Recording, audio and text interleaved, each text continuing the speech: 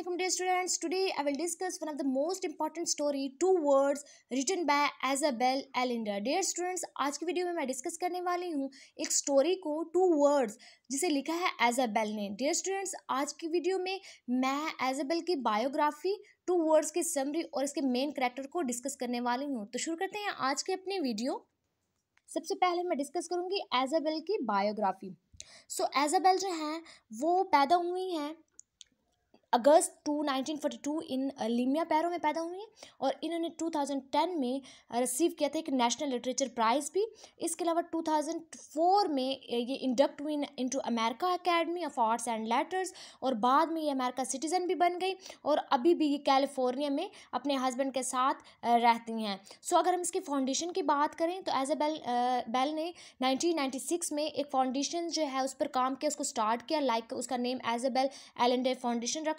इसके अलावा ये चाहती थी कि ये सपोर्ट करें. इस प्रोग्राम का जो मकसद था वो ये था कि ये वीमेंस एम्पावरमेंट को या वीमेंस राइट को सपोर्ट करे, वीमेंस राइट के लिए आवाज़ उठाए. इसके अलावा चिल्ड्रन को भी प्रोटेक्ट करे, यानी children to be empowered and protected. अगर हम इसकी लिटरेसी कैरियर की बात करें तो इनके कैरियर ये अपने वर्क में ज़्यादा मैजिक रियलिज्म रखते थे. लाइक हमारा आज रिस्पेक्टिव टॉपिक जो है टू वर्ड्स, ये भी एक मैजिक रियलिज्म स्टोरी है.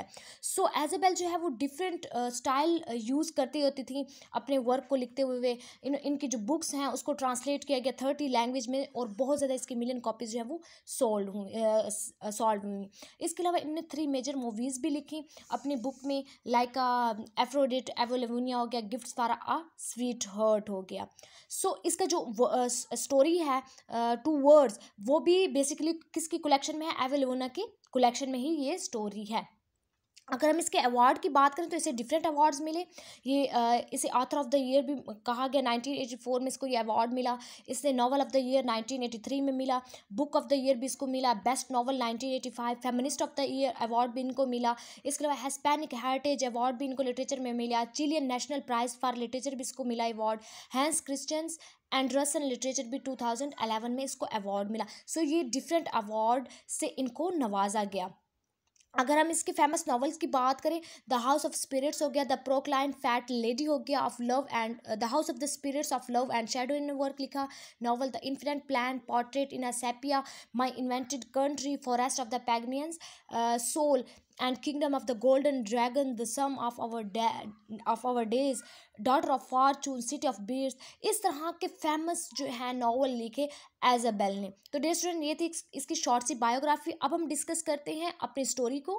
पहले मैं स्टोरी के कैरेक्टर्स को डिस्कस कर लेती हूँ. इसमें 3 मेजर कैरेक्टर्स हैं, लाइक बेलिसिया जो कि हमारे पास मेन कैरेक्टर है. ये एक पुअर गर्ल है जो कि वर्ड्स को सेल करती हैं एंड देन ये जिस फैमिली से ताल्लुक़ होता है इनका, तो वहाँ पर बच्चों को जो है वो फूड की कमी की वजह से उनको कत्ल कर दिया जाता है. ये दूसरे विलेज चली जाती हैं और वहाँ पर अपने वर्ड्स को सेल करती हैं. इसके बाद ही इंटरेस्टेड भी होती हैं एक जो है प्रेसिडेंट में, कॉलोनियल, जो कि प्रेसिडेंट बनना चाहता होता है और ये उसके लिए स्पीच लिखती है. उसमें ये इंटरेस्टेड भी होती है. इसके अलावा ई एल मेलेटो जो है वो कॉलोनियल का ही बंदा है और ये इसके लिए वर्क करता है. और ये मेलेटो जो है ये इनका एक ग्रुप था, गैंग था, जिससे जो है वो सारे के सारे वहाँ विलेज में रहने वाले लोग बहुत ज़्यादा डरते होते थे.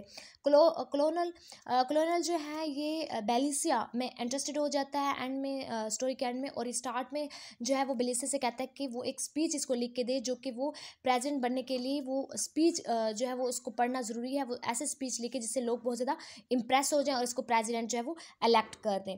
ये इसके मेन कैरेक्टर. अब हम डिस्कस करते हैं स्टोरी की समरी. समरी स्टार्ट होती है बेलिसिया से ही, जो कि एक पुअर गर्ल है और ये बेसिकली जो है शॉर्ट स्टोरी. इसकी शॉर्ट स्टोरी की अगर हम स्टार्ट में थोड़ी बात करते हैं इंट्रोडक्शन की, तो ये टू वर्ड्स ये बेसिकली एक स्पेनिश वर्जन था जिसको ट्रांसलेट किया गया बाद में इंग्लिश में. स्पेनिश में इसका नाम जो है वो है डॉस पैलेब्रेस. इसका नाम 1991 में इसको जो है वो ट्रांसलेट किया गया और पब्लिश किया गया. ये किसके, द स्टोरीज ऑफ एवेलोनिया के कलेक्शन में से ये स्टोरी ली गई और ये एक मैजिक रियलिज्म जो है वो स्टोरी है. ये थोड़ा सा स्टोरी का जो है वो या हिस्टोरिकल बैकग्राउंड कह लें. अब स्टोरी स्टार्ट कर देते हैं. स्टोरी बेलिसिया कैरपलस जो हैं ये एक जो नाम देती हैं, और मतलब कि और इसने अपना नाम जो बेलिसिया है ना, ये भी इसने खुद ही चूज़ किया। सो ये एक पुअर फैमिली से इसका ताल्लुक है, ऐसी फैमिली से जहाँ बच्चे पैदा होते हैं उनको फिर बेच दिया जाता है, क्योंकि या कत्ल कर दिया जाता है, क्योंकि फूड की बहुत ज़्यादा किल्लत होती है। सो इस वजह से बच्चों को कत्ल कर दिया जाता है।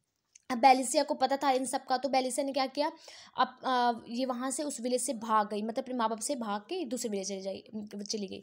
जब ये वहाँ पर जाती है तो वहाँ एक ना न्यूज़पेपर गिरता है, तो वहाँ न्यूज़पेपर गिरता है, तो वो न्यूज़पेपर पे वर्ड्स लिखे हुए होते हैं।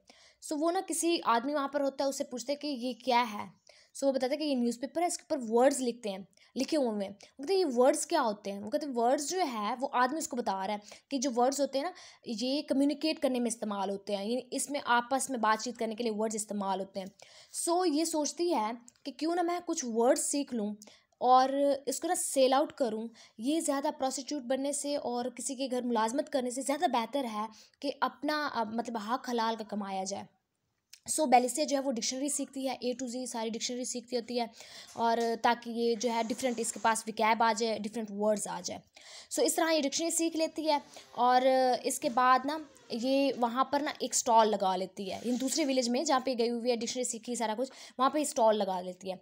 स्टॉल लगाती है तो लोग इसका बहुत ज़्यादा वेट करते होते हैं, सालों साल इसका वेट करते हैं, वर्ड्स को जो है वो इससे लेने के लिए सालों साल इसका वेट करते होते हैं।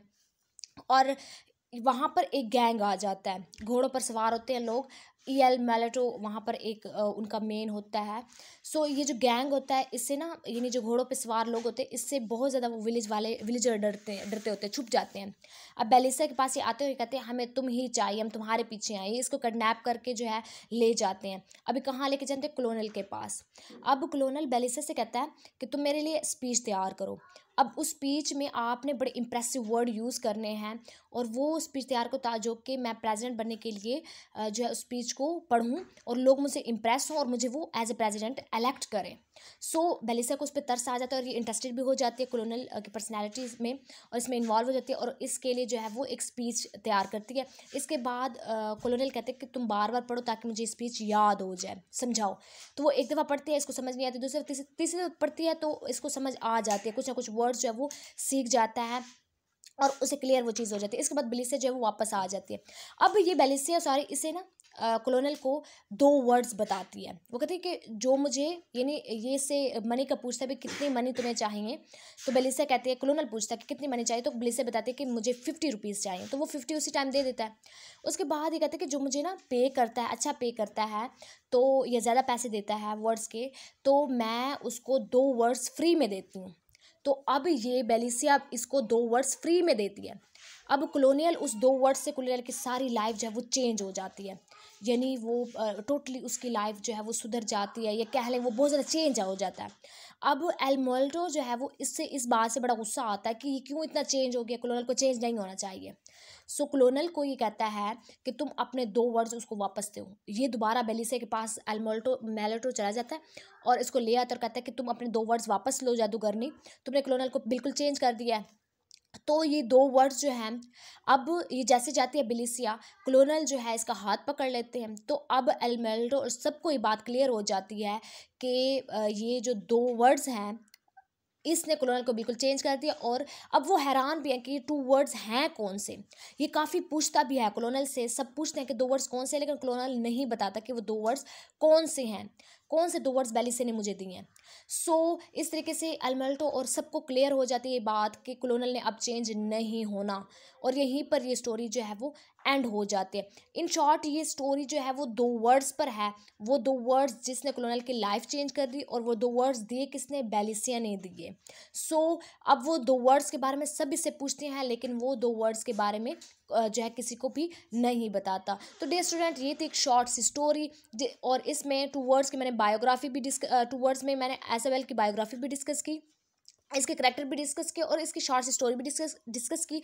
आई होप आपको इस वीडियो से ये सब क्लियर हो गया होगा। Thank you for watching my video. अल्लाह हाफिज़।